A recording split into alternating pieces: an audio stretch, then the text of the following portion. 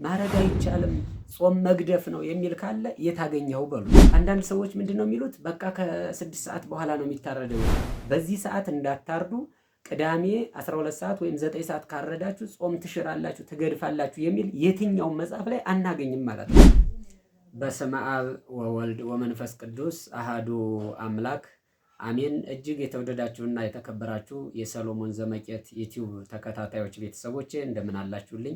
እንዲሁም በዓለም ሁሉ የምትገኙ ኦርቶዶክሳውያን አባቶች፣ ወንድሞች እንዲሁም እህቶቼ እንደምን አላችሁልኝ? እንኳንም ለዚህ ለታላቁ የጌታን መከራ፣ የጌታን እንግልት፣ የጌታን ስቃይ ለምናስብበት ለበዓለ ሕማማቱ ለሰሙነ ሕማማቱ በሰላም አደረሳችሁ አደረሰን።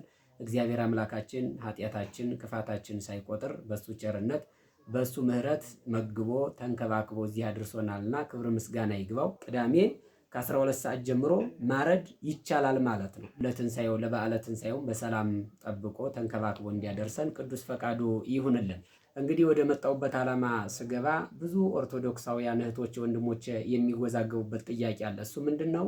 የፋሲካ እርድ ስንት ሰዓት ነው የሚከናወነው የሚል ነው። ለዚህም ብዙ መምህራን ምላሽ ይሰጣሉ። ግማሹ ቅዳሜ ይታረዳል ይላል። ግማሹ ደግሞ አይ ወተንሰአ ከተባለ በኋላ ጌታ ተነሳ ተብሎ ከተበሰረ በኋላ ከ6 ሰዓት በኋላ ነው የሚታረደው የሚል አለና በዚህ መሃል ብዙ እህት ወንድሞች ይወዛገባሉ።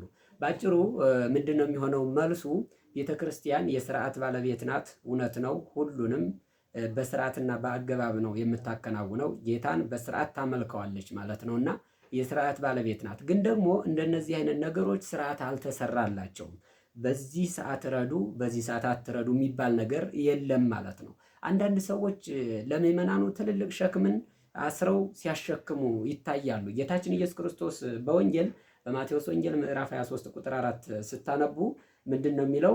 ከባድና አስቸጋሪ ሸክም ተብትበው በሰው ትከሻ ይጭናሉ፣ እነርሱ ግን በጣታቸው ስንኳ ሊነኩት አይወዱም ይላል እና አንዳንድ ሰዎች ምንድነው የሚሉት? በቃ ከ6 ሰዓት በኋላ ነው የሚታረደው ይላሉ። ብዙ ኦርቶዶክሳውያን በዚህ መካከል ይቸገራሉ። ምክንያቱም በዕለተ ሰንበት በዕለተ ትንሣኤ ዕለት መቁረብ የሚፈልጉ አሉ።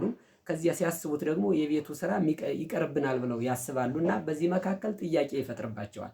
ምንድነው? ቤተክርስቲያን በዚህ ሰዓት ረዱ፣ በዚህ ሰዓት አትረዱ ብላ አላስቀመጠችም ማለት ነው። ከ12 ሰዓት ጀምሮ ማረድ ይቻላል። ቅዳሜ ከ12 ሰዓት ጀምሮ ማረድ ይቻላል ማለት ነው። ለምን ከተባለ ስርዓት አልተሰራልንም። በዚህ ሰዓት እንዳታርዱ፣ ቅዳሜ 12 ሰዓት ወይም 9 ሰዓት ካረዳችሁ ጾም ትሽራላችሁ፣ ትገድፋላችሁ የሚል የትኛውን መጽሐፍ ላይ አናገኝም ማለት ነው። ስለዚህ ባልተጻፈ ነገር ላይ ደግሞ መላምት ማስቀመጥ ይሄ በጣም አስቸጋሪ ነው። እኛም ማንነካውን እኛ በጣታችን ማንነካውን ለሰዎች ሸክም ተብትቦ ማሸከም ደግሞ በጣም ከባድ ነገር ነውና ከ12 ሰዓት ጀምሮ ማረድ ይቻላል። ስራውን አከናውኖ ወደ ቤተ መቅደስ ሂዶ መቁረብ፣ የትንሣኤውን ብርሃን ማየት፣ የጌታን ትንሣኤ መበሰሩን ማየት፣ ስጋው ደም መቀበል ያስፈልጋል ማለት ነው እና ባጭሩ መልሱ የሚሆነው ማረድ ይቻላል። መቼ? ቅዳሜ ጀምሮ ከ12 ሰዓት ጀምሮ ማረድ ይቻላል ማለት ነው። ማረድ አይቻልም ጾም መግደፍ ነው የሚል ካለ የታገኘው በሉት። የተጻፈ ስርዓት የለም፣ የተቀመጠ ነገር የለም። ቤተክርስቲያን ሁሉንም አሁን የሰሙነ ሕማማቱ ስርዓተ ስግደቱ፣ ጸሎቱ እያንዳንዱ ስርዓት ተሰርቶለታል። ታዲያ ቀዳም ሰውር ላይ በዚህ ረዱ በዚህ አትረዱ የሚል ለምን አላስቀመጡም አባቶቻችን? ዋናው ዓላማው የምግብ ጉዳይ ስላልሆነ ማለት ነው። ስለዚህ ቅዳሜ አረድን ማለት ጾም ገደፍን ማለት አይደለም። ቅዳሜ 12 ሰዓት ጀምሮ አርዶ አዘጋጅቶ ወደ ቤተ መቅደስ መሄድ ያስፈልጋል ማለት ነው። ብዙዎች ሲወዛገቡ ስላየሁ ነው። ብዙ መምህራን ደግሞ ጨካኞች አሉ። የምሬን ነው የምላችሁ። ዝም ብለው በቃ ይሄ ካልሆነ ይሄ ነው ብለው የሚያስቀምጡ የራሳቸውን መላምት ማለት ነው።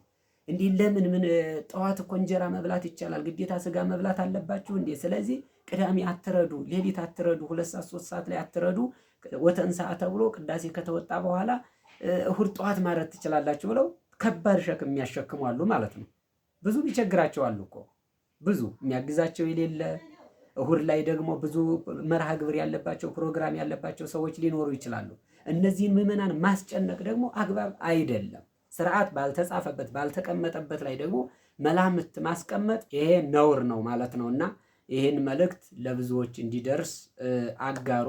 የሰሎሞን ዘመቄት ዩቲዩብ ቤተሰብ ያልሆኑ ቤተሰብ እንዲሆኑ ሼር አድርጉላቸው።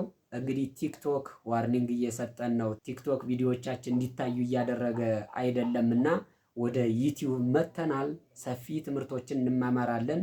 ሀሳብ አስተያየታችሁን በኮመንት መስጫው አስቀምጡልኝ። ሰላም እግዚአብሔር ከሁላችን ጋር ይሁን። ለብርሃነ ትንሣኤው በሰላም በጤና ያድርሰን ያድርሳችሁ።